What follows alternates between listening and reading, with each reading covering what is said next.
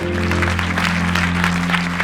want to talk a little bit about race tonight, or to be more precise, I want to talk about how we talk about race, how we engage in race conversations, and how we might get a little bit better at it in some ways. And that's a topic that I have always enjoyed. Most Americans avoid race conversations like the plague, and we often take our ability to avoid it and use it as a measure of our progress and enlightenment, which I think is kind of telling in and of itself.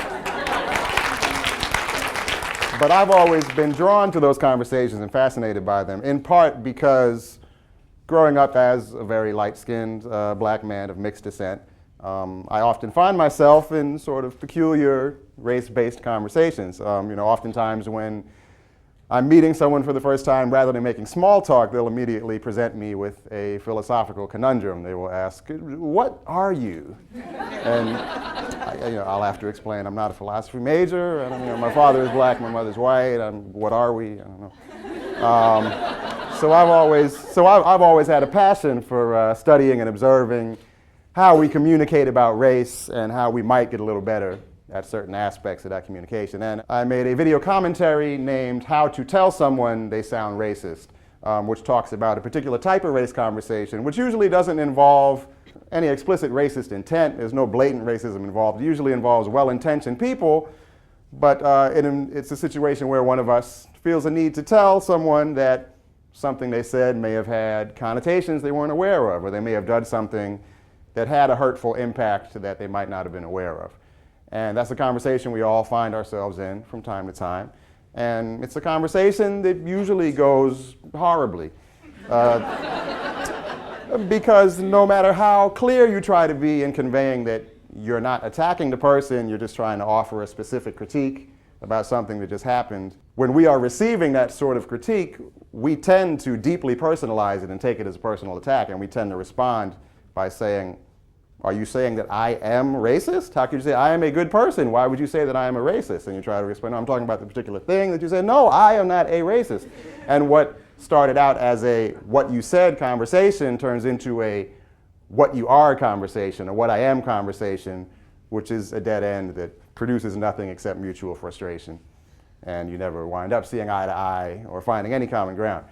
So in my video, I offered some suggestions for how we might stay focused on the what you said conversation and find some common ground. And that video, most videos on YouTube die off after 48 hours, but this video really struck a chord, which I think shows how hungry many of us are to find better ways to communicate on these issues.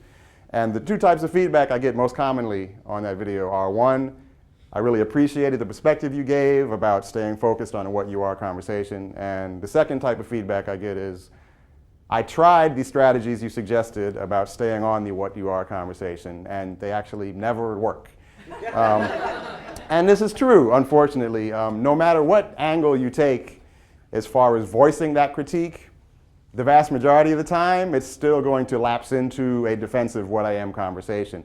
I think framing it as clearly as you can in that what you said form is still valuable, because it makes the substance of your beef as clear as possible to other people observing the conversation, especially in public discourse. And it gives both of you the best shot at finding common ground and seeing eye to eye. It's worth going for that 10%, but generally the success rate might be higher here at Hampshire College. But where I live on the internet, the success rate tends to be around 10%. So since I made that video and took in that feedback, I've been thinking about what other approaches we might be able to take. And I think since we can never entirely fix that conversation by changing how we voice the critique, I think we might be able to also make it budge a little bit by considering how we receive that critique and how we might be able to take a suggestion that we may have said or done something racist and take it in stride and not completely freak out and assume that the world thinks that I'm a bad person. So the first thing that makes it difficult to accept that critique, that you may have said something racist, is simply that it involves the possibility that you made a mistake. And none of us takes that too well. None of us enjoys that. But in most other situations, when the possibility arises that we made a mistake, we are usually able to take a few deep breaths and tell ourselves, I'm only human. Everyone makes mistakes. But when it comes to conversations involving race and prejudice, for some reason, we tend to make the opposite assumption. We deal with race and prejudice with this all or nothing, good person, bad person binary, in which either you are racist or you are not racist. And if you're not batting 1,000, then you're striking out every time. And this puts us in a situation where we're striving to meet an impossible standard. And if anything less than perfection means that you are a racist, that means any suggestion that you've made a mistake, any suggestion that you've been less than perfect is a suggestion that you're a bad person. So we become averse to any suggestion that we should consider our thoughts and actions. And it makes it harder for us to work on our imperfections. When you believe that you must be perfect in order to be good, it makes you averse to recognizing your own inevitable imperfections, and that lets them stagnate and grow. So the belief that you must be perfect in order to be good is an obstacle to being as good as you can be. So it would make our conversations with each other a lot smoother, and it would make us better at being good if we could recognize that we're not perfect and embrace that. So I want to offer a couple of things that you could keep in mind when you need to remind yourself that I'm not supposed to be perfect when it comes to navigating race. And the first thing is that anytime we're dealing with race issues, we are dealing with a social construct that was not born out of any science or reason or logic. We are grappling with a social construct that was not designed to make sense. And to the extent that it is the product of design, the race constructs that we live in America were shaped specifically by a desire to avoid making sense. They were shaped for centuries by a need to rationalize and justify indefensible acts. So when we grapple with race issues, we're grappling with something that was designed for centuries to make us circumvent our best instincts. It's a dance partner that's designed to trip us up. So just based on that alone, we should be able to keep in mind that you will never bat 1,000 when it comes to dealing with race issues. And the other thing that we need to keep in mind is, as we are all imperfect humans, and as has been laid out in some of the other talks this evening, we all have unconscious thought processes and psychosocial mechanisms that prop up. There are many things in our day-to-day lives that lead us towards developing little pockets of prejudice, that lead us towards acting unkind to others without having any intent to do so. These are things that will just naturally develop in our day-to-day lives. So the problem with that all or nothing binary is it causes us to look at racism and prejudice as if they are akin to having tonsils. Like you either have tonsils or you don't. And if you've had your prejudice removed, you never need to consider. So if someone says, I think you may have a little unconscious prejudice, you say, well, no, my prejudice was removed in 2005. I went to see that movie Crash. It's all good. But that's not how these things work. When you go through your day-to-day lives, there are all of these mass media and social stimuli, as well as processes that we all have inside our brains that we're not aware of, that cause us to build up little pockets of prejudice every day, just like plaque develops on our teeth.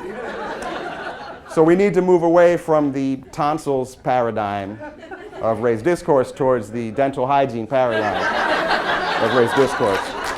Is basically, if I could offer one piece of advice. And in general, I think we need to move away from the premise that being a good person is a fixed, immutable characteristic, and shift towards seeing being good as a practice. And it is a practice that we carry out by engaging with our imperfections. So we need to shift towards thinking of being a good person the same way we think of being a clean person. Being a clean person is something that you maintain and work on every day. We don't assume that I'm a clean person, therefore I don't need to brush my teeth. And when someone suggests to us that we've got something stuck in our teeth, we don't say, well, what do you mean? I have something stuck in my teeth, I'm a clean person. Why would you?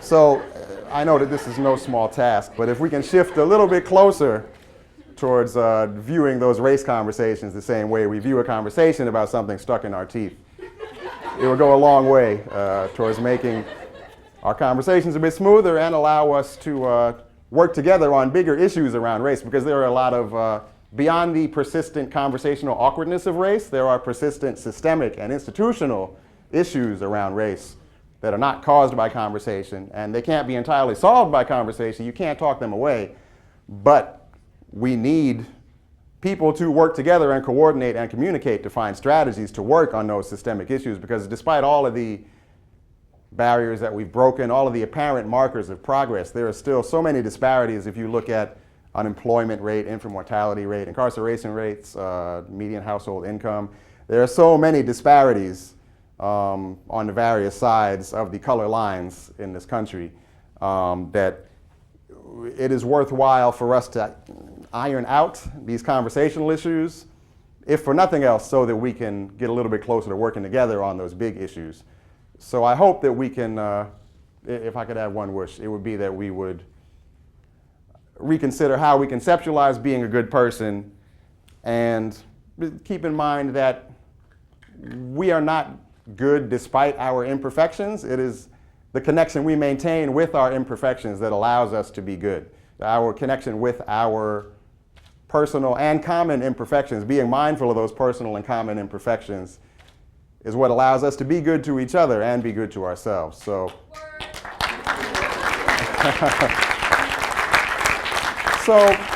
I know that this is no easy task, and race may be the most difficult sphere in which to apply this concept, but I think it's where it could also reap the most rewards. So I hope that bit by bit, if we consider that and are mindful of it, we can shift away from taking it as an indictment of our goodness and move towards taking it as a gesture of respect and an act of kindness when someone tells us that we've got something racist stuck in our teeth.